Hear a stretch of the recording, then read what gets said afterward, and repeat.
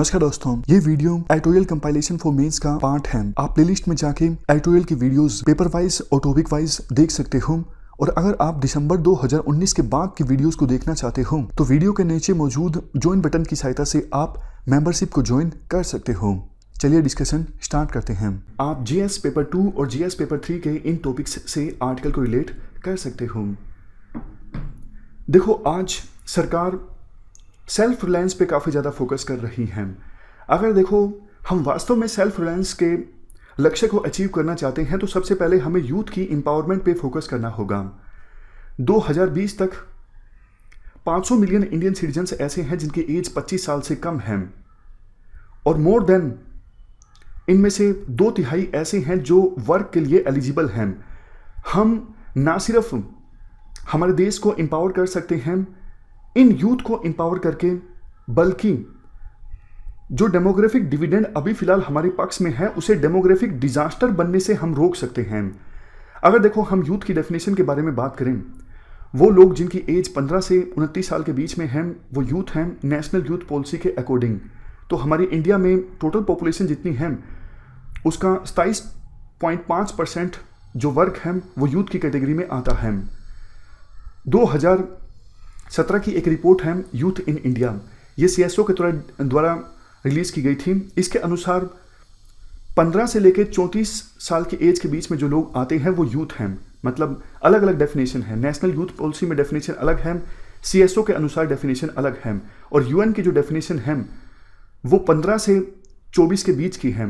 UN के अनुसार 15 से लेकर 24 के बीच में जो लोग आते हैं वो यूथ हैं। अगर देखो फिलहाल बात करें कि यूथ का स्टेटस क्या है इंडिया में, देखो centre for monitoring Indian economy जो थिंक टैंक है इसके अनुसार सिर्फ अप्रैल के महीना में कोविड-19 के कारण 14 करोड़ जॉब्स का लॉस हो गया और 14 करोड़ में से 2.7 करोड़ तो जॉब्स ऐसी थी जिनमें यूथ एंगेज थे। एनवाईबी की रिपोर्ट के अनुसार सेंट्रल गवर्नमेंट हर एक यूथ पे ऑलमोस्ट 2710 रुपये खर्च करती है, एजुकेशन के लिए, स्किल डेवलपमेंट के लिए, एम्प्लॉयमेंट के लिए, हेल्थ केयर के लिए और फूड सब्सिडीज पर यह सारा पैसा खर्च किया जाता है। अगर हम मान लें स्टेट्स भी इतना ही पैसा खर्च करती हैं तो टोटल पैसा जितना खर्च किया जाता है राज्य सरकारों के द्वारा और सेंट्रल गवर्नमेंट के द्वारा यूथ के ऊपर वो हमारे देश की जीडीपी का ऑलमोस्ट 1% होगा। इसके बाद आर्टिकल में कहा जाता है, देखो हम अगर कम इन्वेस्ट करते हैं यूथ पे तो इसकी कीमत देश को चुकानी पड़ती है। अगर देखो हम यूथ में इन्वेस्ट नहीं करेंगे, स्किल्स नहीं देंगे तो उनकी जॉब नहीं लगेगी। जॉब नहीं लगेगी तो वो कोई इकोनॉमिक एक्टिविटी में कंट्रीब्यूट नहीं कर रहे होंगे, मतलब देश की जीडीपी में कंट्रीब्यूट नहीं कर रहे होंगे, वो दूसरों पर डिपेंडेंट हैं और अनएम्प्लॉयड जो यूथ होते हैं उनसे क्राइम बढ़ता है। तो इसलिए यूथ को स्किल्स ना देने की जो कीमत चुकानी पड़ती है इंडिया को वो बहुत ज़्यादा है। कितनी? ऑलमोस्ट हर साल 4% ऑफ जीडीपी का हमें नुकसान हो जाता है क्योंकि हमारे देश में यूथ को हम स्किल्स नहीं दे पा रहे हैं, उनको एम्पावर नहीं कर पा रहे हैं। 2017-18 तक यूथ का पार्टिसिपेशन इंडिया की लेबर फोर्स में था 38.3% और 2018 की जो स्टेट ऑफ वर्किंग इंडिया की रिपोर्ट है इसमें बताया गया है यूथ एम्प्लॉयमेंट जो है वो 2018 में थी 18.3%, मतलब 3 करोड़ 47 लाख करोड़ यूथ अनएम्प्लॉयड थे 2018 में। अनयूटिलाइज्ड पोटेंशियल भी इंडिया में काफ़ी ज़्यादा है। 30% तो यूथ ऐसे हैं जो ना तो एम्प्लॉयमेंट की कैटेगरी में आते हैं और ना ही एजुकेशन की कैटेगरी में आते हैं। 33% इंडिया के स्किल्ड यूथ ऐसे हैं जो अनएम्प्लॉयड हैं, मतलब काफ़ी सारा पोटेंशियल यूथ में ऐसा है जिसे हम बिल्कुल भी यूटिलाइज नहीं कर पा रहे हैं। तो इसके लिए देखो सही पॉलिसी बनाना बहुत ज़्यादा जरूरी है, जैसा हमने शुरुआत में डिस्कस किया, ताकि डेमोग्राफिक डिविडेंड को डेमोग्राफिक डिजास्टर में तब्दील होने से रोका जा सके। इसके बाद कुछ और भी रीजंस बताते हैं राइटर क्यों यूथ की एम्पावरमेंट जरूरी है, ना सिर्फ देश की ग्रोथ के लिए बल्कि समाज की ग्रोथ के लिए, देश के इंटीग्रेशन के लिए, दूसरे देशों के साथ बेहतर कोऑपरेशन इस्टेब्लिश करने के लिए बहुत सारे सिंपल पॉइंट्स हैं जिनके बेस पे कहा जाता है कि यूथ की एम्पावरमेंट काफ़ी ज़्यादा जरूरी है। अब देखो यूथ डेवलपमेंट इंडेक्स के बारे में बताया जाता है इसके बाद कि यूथ डेवलपमेंट इंडेक्स एक ऐसा इंडेक्स है जो बताता है कहाँ कहाँ पर गैप्स हैं, मतलब कहाँ कहाँ पर कमियां हैं यूथ की डेवलपमेंट में, यूथ की इंपावरमेंट में, ताकि उन कमियों को, उन प्रायोरिटी एरियाज को आइडेंटिफाई करके रेलेवेंट एक्शन लिया जा सके। तो यूथ डेवलपमेंट इंडेक्स को एनालाइज करके राइटर काफ़ी सारे सजेशंस देते हैं।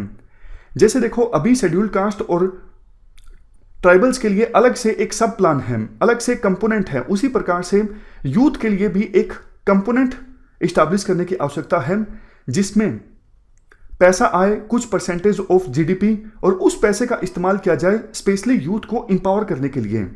ऑलरेडी अभी काफ़ी सारी स्कीम्स चल रही हैं यूथ के लिए, उन स्कीम्स को स्ट्रीमलाइन करने की आवश्यकता है।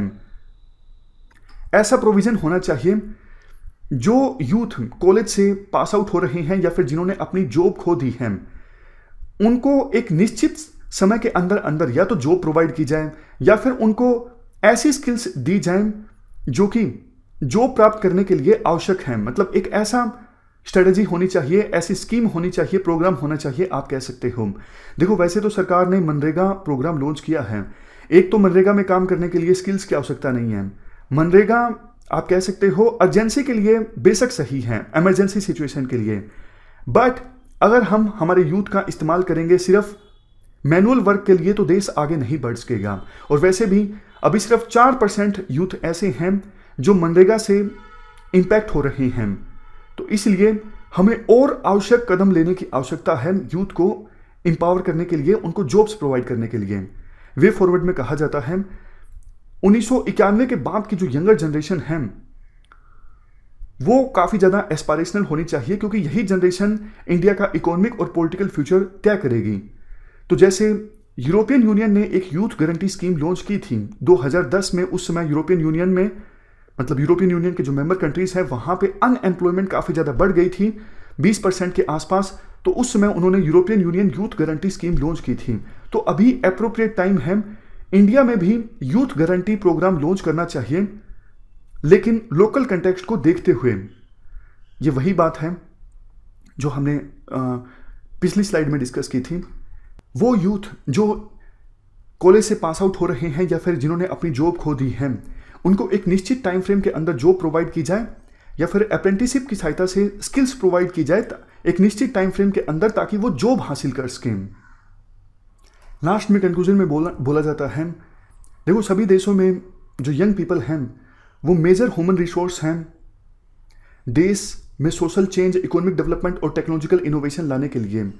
तो यूथ का कैसे कोई देश इस्तेमाल कर पाता है उस पर डिपेंड करता है कि वो देश कितना आगे बढ़ेगा। तो अभी फिलहाल बिल्कुल सही मौका है, क्योंकि गवर्नमेंट सेल्फ रिलायंस की दिशा में आगे बढ़ना चाहती है। तो सबसे पहले आप यूथ को एम्पावर कीजिए।